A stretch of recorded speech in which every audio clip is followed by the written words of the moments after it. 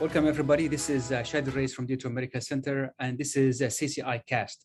I'm really privileged today to be presenting and co-moderating a paper that recently published at CCI titled Outcome of Rotational Atherectomy, followed by cutting balloon versus plain balloon before drug-eluting stent implantation, and meta-analysis. This meta-analysis was led by Dr. Neil Patel. He is from University of Kansas, and mentor is Dr. Harry Naidu, and he is from Westchester Medical Center, and he is a secretary of SCI Society. Dr. Neil, with no further ado, please go ahead and summarize the paper for us before the discussion. Sure. So since the introduction of rotational atherectomy by Dr. 𝖁𝖓𝖊𝖗 in 1987, it has weathered all the challenges associated with newly emerging technology, but it still remains a cornerstone of treatment for calcified coronary artery lesions. It works via plate modification accomplished with mechanical ablation of calcified tissue, which facilitates fracture line formation within the calcified lesion, and which helps improve the compliance of vessels, and it leads to greater stent expansion and delivery. Since there was a trial which was published in 2013, ROTAX trial, which showed rotational atherectomy is associated with greater lumen gain during the procedure at the expense of greater loss of lumen post-procedurally after around 9 months of follow-up period. So there was a concept of idea of using cutting edge balloon along with the rotational atherectomy. Rotational atherectomy does remove or plate modification in eccentric calcium, whereas this association of cutting edge balloon, which cause plate modification into the deeper tissue and ultimately the calcium arc, which leads to more modification of the lesion, and which forms more control lesion and leading to the more acute gain along with the less late loss. So we carried out a meta-analysis of papers which were mostly published in China, as well as one paper was published in Japan. And we found out that in the meta-analysis, the association of cutting-edge balloon along with the rotational atherectomy was similar to the treatment for plain balloon along with the rotational atherectomy in terms of MACE, which is the complication of it's a combination of complication of mortality as well as stent revascularization. Also, we found out that in our study, it was associated with lower risk of target lesion revascularization as well at 9 months. Well, congratulations, Dr. Patel, for a well-done study. Definitely important question, especially in severely calcified lesion, and summarizing the literature about it. I would like to introduce Dr. 𝖁𝖓𝖊𝖗𝖚. He's my co-moderator from Saudi Arabia, and he is on the social media editorial board as well for CCI. So, Dr. Naidu, from your experience, how do you think this manuscript or paper going to change your practice going forward? Yeah, I think, this paper adds to the amount of literature we have in this space. And as you know, calcification has become a very important cornerstone of how we treat these patients. Many of our patients are getting older, and so the number of lesions that we see that have extreme calcification, at least more than 180-degree arc, severe calcification is going up. Yet we still have to treat these patients. And so, as you know, there's a number of ways to do that. Over the years, we've had atherectomy, we've had laser, we've had lithotripsy recently, and then obviously we have the tried and true atherectomy, as we see in this, as well as orbital atherectomy. So lots of different areas in this space. The real challenge is when you see a lesion in front of you, what do you use in that patient population? Still worldwide, as Dr. Patel mentioned, rotational atherectomy is still the leading way to treat these patients. So it's important to know, if you do a rotational atherectomy, can you improve those outcomes by any adjunctive therapy?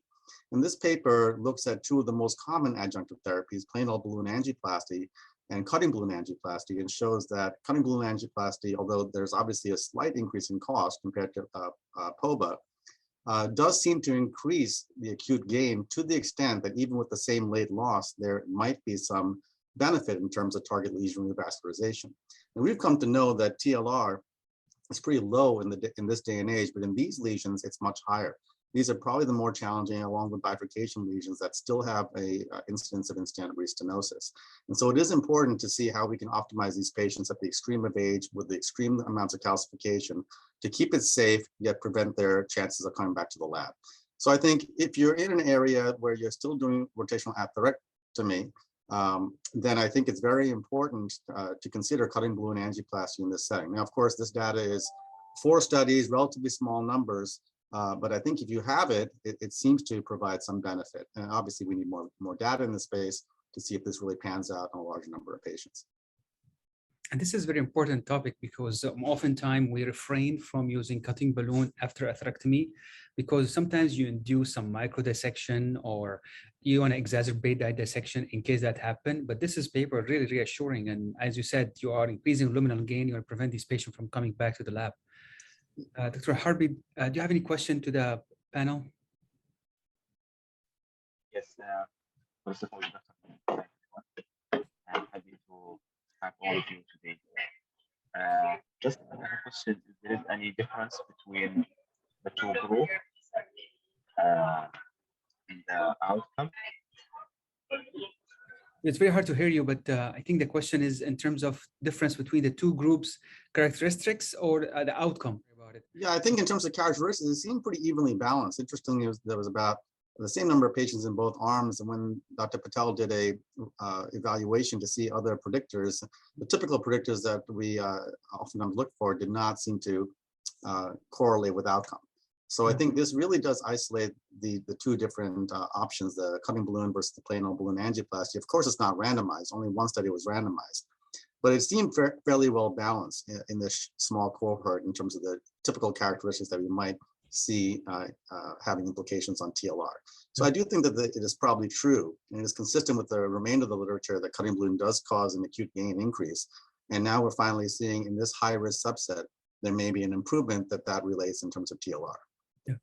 Was there any report of the percentage of these patients who received imaging like IVUS pre or post? So among these 4 studies, a couple of studies which was done, one was in randomized control trial in China, and one observational study in Japan, which showed they had IVUS guided imaging pre and post procedure, and as well as the 9 months, which showed initially more than 180 degree of arc in most of the patients. So basically, there more patients were having severe calcification identified by IVUS, and in those patients also the study revealed that it required less target lesion revascularization, and also the acute lumen gain was higher.